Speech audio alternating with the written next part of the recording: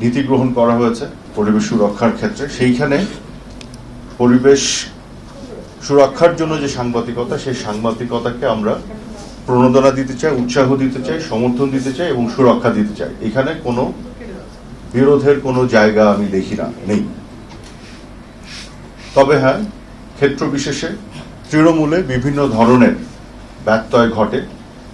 সেই ব্যত্যয়গুলোকে আমাদের সাংবাদিক বন্ধুরা তুলে ধরবেন এবং অনেক ক্ষেত্রেই যে বিষয়গুলো আলোচনায় আসলো, যে কোর্ট কাছারি মামলা পর্যন্ত যেতে হয় না, সরকারের উচ্চ মহলে যদি এটা গোচরে আসে তাহলে কিন্তু সমাধান হয়। এটি প্রমাণ করে যে সরকারের প্রধানত তার অবস্থান পরিবেশ সুরক্ষার পক্ষে। তবে 170 মিলিয়ন অর্থাৎ 17 কোটি মানুষের এই বাংলাদেশে, এতটুকু একটি দেশে, পৃথিবীর সবচেয়ে ডেন্সলি পপুলেটেড একটা দেশ, কান্ট্রি, এখানে বিভিন্ন ধরনের ব্যত্যয় বিচ্যুতি বিভিন্ন জায়গায় ঘটে যায়। আমরা যারা সরকার পরিচালনার দায়িত্ব আছে, অনেক কিছু আমাদের দৃষ্টির বাইরেও ঘটে যায়। এটা আমাদের দৃষ্টিগোচর হলে নিশ্চয়ই মাননীয় প্রধানমন্ত্রী শেখ হাসিনার নেতৃত্বে আমরা সেগুলোকে, আমাদের যে মূল কমিটমেন্ট, অঙ্গীকার পরিবেশ সুরক্ষার ক্ষেত্রে, তার সাথে সংগতি রেখেই আমরা সেই স্টেপসগুলো নিব। এবং শুধু পরিবেশ সুরক্ষা না, মুক্ত গণমাধ্যমের সুরক্ষা এবং মুক্ত গণমাধ্যমের যে পূর্ণাঙ্গ স্বাধীনতা নিশ্চিত করা, সে বিষয়েও আমাদের অঙ্গীকার আছে এবং সেটি থাকবে। তবে রাজনীতিতে যেমন অনেক ক্ষেত্রে অপরাজনীতি আছে, বিভিন্ন প্রফেশনে যেমন কিছু নেগেটিভিটি আছে, তেমন তথ্যের সাথেও আমরা অপতথ্যের বিস্তৃতি অনেক সময় দেখি। সাংবাদিকতার ক্ষেত্রে অপসাংবাদিকতাও আমরা দেখি, যে কোনো বিষয়কে কেন্দ্র করে। এই ঘটনাটিও ঘটে এবং এটি কিন্তু শুধু আমি বলছি না, আমাদের সাংবাদিক বন্ধুরা তারাও বলেন। আমি এই মন্ত্রণালয়ের দায়িত্ব পাওয়ার পর থেকে অনেকগুলো সাংবাদিক সংগঠনের সাথে বসেছি, যদিও নবাবের সাথে বসা হয়নি। এটা নিয়ে একটু রিগ্রেট প্রকাশ করেছেন আমাদের নবাবের সভাপতি। সত্যি কথা বলতে আমি আসলে ওই ইফতারের দাওয়াত গ্রহণ করেছিলাম, কিন্তু এটা বাস্তবায়ন করতে পারি নাই, কারণ কতগুলো রাষ্ট্রীয় দায়িত্ব ঘাড়ে এসে পড়লো, দেশের বাইরেও যেতে হয়েছিল। তবে আপনি জেনে খুশি হবেন যে আমি এটা মিস করলেও রাষ্ট্রীয় দায়িত্ব পালন অংশ হিসেবে বেশ কিছু কাজ করে এসেছি। এগুলো আজকে প্রাসঙ্গিক না বলে বলছি না, পরে কোনো এক সময় বলবো যে সময়টি আসলে নষ্ট আমি করিনি, সময়টা আমি রাষ্ট্রের প্রয়োজনে বৃহত্তর স্বার্থে কাজে লাগিয়েছি। তবে অবশ্যই আবারও বসবো, বিভিন্ন সময় বসবো এবং সবার সাথে আমি বসছি। এমন কোনো সাংবাদিক সংগঠন নাই যাদের সাথে আমি এখন পর্যন্ত বসছি না, এবং আগামী দিনে আমি লিস্ট করা আছে কাদের কাদের বসা হয়নি, তাদের সাথে বলবো। সবার কথা শুনেছি এবং সকল সংগঠনের পক্ষ থেকে একটি কথা বলা হচ্ছে যে যেগুলো রেজিস্ট্রেশন নাই সেগুলোকে বন্ধ করে দেন। সাংবাদিক বন্ধুরাই বলছেন এই সাংবাদিকতার মধ্যে একটা, আপনি যেটা বললেন আমাদের নবাবের সভাপতি, যে এটা সত্যি কথা যে মফস্বলে সাংবাদিকতাটা একটু কঠিন।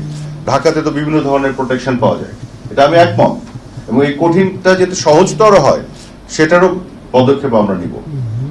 একই সাথে এটিও সত্যি, যেটা আমাদের সাংবাদিক বন্ধুরাই বলে, মফস্বলে আবার অপসাংবাদিকতার চর্চা অনেক হয়, যেখানে পেশাদারিত্বের অভাব দেখা যায়। এবং এই অপসাংবাদিকতার চর্চা আসলে সবচেয়ে বেশি ক্ষতিগ্রস্ত করে পেশাদার সাংবাদিকদের। তারা নিজেরাই এই কথা বলছে, তারা বলছেন এখানে একটা শৃঙ্খলা আনা দরকার। আমরা কিন্তু বলছি না। প্রতিটি সাংবাদিক ফোরাম, যে সংগঠন যারা আছেন, তারা বলছেন ন্যূনতম একটা কোয়ালিফিকেশন থাকা দরকার। সব প্রফেশনে আছে, এখানে থাকবে না কেন? তারা বলছেন যে এক ধরনের কি বলে এটাকে, একটা ডিসিপ্লিন আনা প্রয়োজন।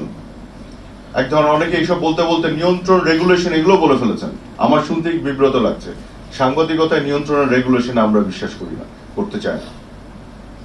তো আমি যেটা বলতে চাই, ক্ষেত্র বিশেষে মনে হচ্ছে যে, যেমন আমি কিছুদিন আগে একটা ইনস্ট্রাকশন দিয়েছি যে যতগুলো এস্টাবলিশড গণমাধ্যম আছে তাদের অনলাইন যত পোর্টাল আছে সেগুলোর একটা লিস্ট আমি চেয়েছি। একই সাথে আলাদাভাবে শুধু অনলাইন নিউজ পোর্টাল যেগুলো আছে তাদের আলাদাভাবে একটা লিস্ট চেয়েছি, এবং যেগুলো অনলাইন আদার যারা অনলাইন মানে নিউজ পোর্টালগুলি অ্যাপ্লিকেশন করেছে মন্ত্রণালয়, এবং বিভিন্ন ধরনের প্রক্রিয়া থাকে, অনুমোদনে জানেন এবং তারপর রেজিস্ট্রেশন দেওয়া হয়, সেগুলো যেগুলো ক্লিয়ার করেছে সেগুলো আমি লিস্ট চেয়েছি, এবং যেগুলো ক্লিয়ার করেনি, প্রক্রিয়াতে আছে, সেগুলোর আমি লিস্ট চেয়েছি। এখন সবাই যেটি আমাকে বলছে যে এর বাইরে আরো অনেক অনলাইন পোর্টাল খোলা হয়, অপসাংবাদিকতা করা হয়, অপপ্রচার চালানো হয়, এবং যার ফলে বদনামি হয়, বদনামিটা এসে পড়ে পেশাদার সাংবাদিকদের ঘাড়ে। এগুলো সব বন্ধ করে দিতে হবে। আমি বলেছি ঠিক আছে, লিস্টগুলি আমার মন্ত্রণালয়ে দিলে আমি বিটিএসসি কে পাঠিয়ে বাকিগুলো সব বন্ধ করে দেবো, কারণ আমি তো এটা তাদের দাবির প্রেক্ষিতে এটা করছি যেগুলো রেজিস্ট্রেশন করেনি। অর্থাৎ যেগুলো অ্যাপ্লিকেশন করে রেখেছে সেই পর্যন্ত যদি অনলাইনে থাকতে হয় অ্যাপ্লিকেশনটা করতে হবে, করলেই এটা অন থাকবে, এটা ক্লিয়ার হোক বা না হোক। কিন্তু আমি অ্যাপ্লিকেশনও করলাম না, কিছুই করলাম না, এটা খুললাম, খুলে ওইটাকে ব্যবহার করে এমন কিছু অপকর্ম করছি যে পুরো সাংবাদিকতা জগতে সবাই কেন সেই দায় নিবে, প্রফেশনাল জার্নালিস্টরা কেন দায় নিবে। তো আমি এটা উদাহরণ হিসেবে এই কারণে বললাম, এই ধরনের কিছু পদক্ষেপ আমি নিচ্ছি, কিন্তু এটা আমরা কিন্তু সদপ্রণোদিত হয়ে নিচ্ছি না, আমরা নিচ্ছি আপনাদের সাংবাদিক বন্ধুরা যারা দাবি করছেন তাদের দাবির প্রেক্ষিতে, তার সাথে একমত হয়ে আমরা এগুলো অ্যাড্রেস করছি। এবং দ্বিতীয় বিষয়টি হচ্ছে যে এই কথাগুলো যখন আমি শুনি, ডিসিপ্লিন কেন লাগবে, তার মানে ইনডিসিপ্লিন আছে, রেজিস্ট্রেশন ছাড়া চলছে, এখানে এক ধরনের কোয়ালিফিকেশনের বিষয় দরকার। তারা বলছে যে প্রত্যেকটি মিডিয়া হাউস তারা যেন তাদের সাংবাদিক যারা আছেন তাদের লিস্টটা, তার নামের লিস্টটা যেন দিয়ে দেয় এবং পাবলিশ করে, যেন যে ওয়েজ বোর্ডটা ঠিক মতন বাস্তবায়ন করা যায়। এবং গণমাধ্যম কর্মী আইন নিয়েও বিশাল দাবি আছে। সেই গণমাধ্যম কর্মী আইন গত সংসদে পাশ হওয়ার কথা ছিল, শেষের দিকে এসে এটা স্ট্যান্ডিং কমিটিতে গিয়েছিল। আমি সেই গণমাধ্যম কর্মী আইনটি নিয়ে নতুন করে আবার কাজ শুরু করছি। এই কারণে যতগুলো সাংবাদিক ফোরামগুলি আছে, সংগঠন, মন্ত্রণালয় থেকে চিঠি পাঠিয়েছি যে প্রত্যেকটি সংগঠন থেকে 2 জন করে প্রতিনিধি আপনারা দিবেন, এবং 2 জন করে প্রতিনিধি আসার পরে সবাই মিলে বসে গণমাধ্যম কর্মী আইনটা পর্যালোচনা করে প্রত্যেককে তাদের ইনপুট দিবেন। সেই ইনপুটগুলো নিয়ে আমরা এটাকে ফুল প্রুফ একটা আইনে করে তারপরে দ্রুততম সময়ে স্ট্যান্ডিং কমিটিতে নিয়ে আমরা সংসদে পাশ করার ব্যবস্থা করব।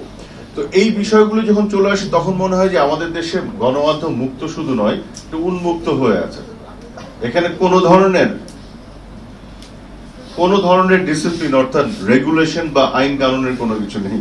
তো মুক্ত গণমাধ্যম না, উন্মুক্ত গণমাধ্যম বাংলাদেশে। এখন সাংবাদিক বন্ধুরাই বলছেন বিভিন্ন পর্যায়ে আমার সাথে যোগাযোগ করে যে এখানে একটা শৃঙ্খলা আনা দরকার। তো যেখানে বিশৃঙ্খলা থাকে সেখানেই তো শৃঙ্খলা আনতে হয়। তার মানে সেখানে এটা মুক্ত নয়, উন্মুক্ত হয়ে আছে। ওই যে বর্ডার লাইনটা আমাদের একটু টানা দরকার। তবে আমরা প্রচন্ডভাবে বিশ্বাস করি গণমাধ্যম যত মুক্ত হবে, তার স্বাধীনতা যত চর্চা করবে এবং অপতথ্যের বিপরীতে যত তথ্যের প্রবাহ বৃদ্ধি পাবে, তত এই সমাজে গুজব, অপপ্রচার এগুলো রোধ হবে। এবং আমি মনে করি সরকারের মধ্যে সেই স্বচ্ছতা এবং জবাবদিহিতার জায়গাও তৈরি হবে। এবং এইখানে আমি ব্যক্তিগতভাবে এবং সরকারের পর্যায়ে মাননীয় প্রধানমন্ত্রীর সাথে বিভিন্ন সময় আমার এই বিষয়গুলো নিয়ে কথা হচ্ছে। আমরা জেনুইনলি মনে করি গণমাধ্যম এবং পেশাদার সাংবাদিকতা আমাদের বন্ধু।